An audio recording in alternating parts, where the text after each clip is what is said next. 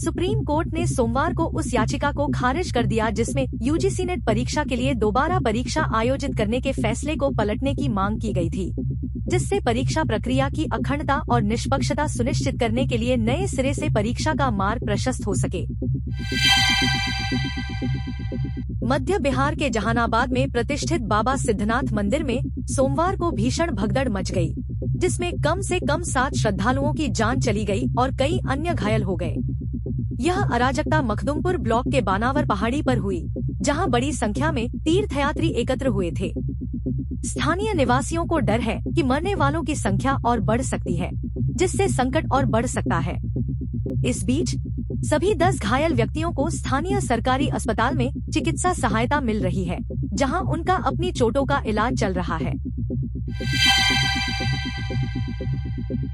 Money control की report के अनुसार भारतीय म्यूचुअल फंडों की अडानी कंपनियों में महत्वपूर्ण हिस्सेदारी है, जिसमें कुल 41,814 करोड़ रुपए का निवेश है।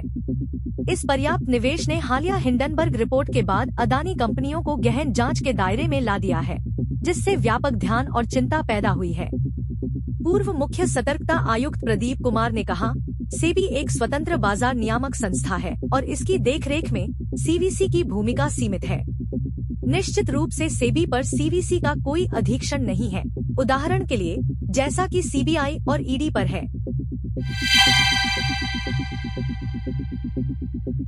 रविवार को पुलिस ने खुलासा किया कि कोलकाता के आरजी कर मेडिकल कॉलेज और अस्पताल में एक डॉक्टर के साथ बलात्कार और हत्या का आरोपी व्यक्ति घर लौट आया, घंटों सोया और अपने कपड़े धोकर सबूत नष्ट करने का प्रयास किया।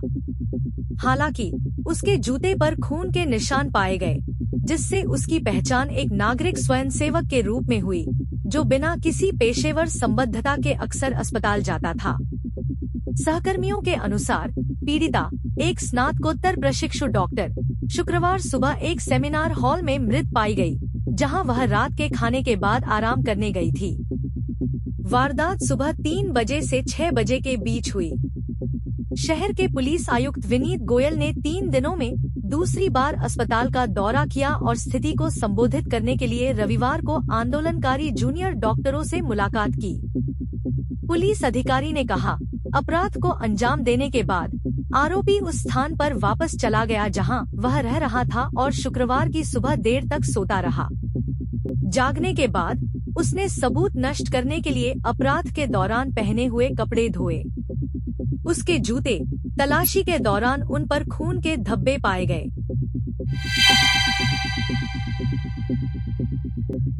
दिल्ली के मुख्यमंत्री अरविंद केजरीवाल ने दिल्ली उत्पाद शुल्क नीति मामले में जेल से रिहाई की मांग करते हुए सुप्रीम कोर्ट का दरवाजा खटखटाया है, जहां वह वर्तमान में सीबीआई जांच के अधीन है। केजरीवाल की याचिका में उनकी गिरफ्तारी और रिमांड आदेशों को चुनौती दी गई है, जमानत की मांग की गई है और दिल्ली उच्च न्यायालय के 5 अगस्त के फैसले को चुनौती दी गई है, जिसने उनकी हिरासत को बरकरार रखा था।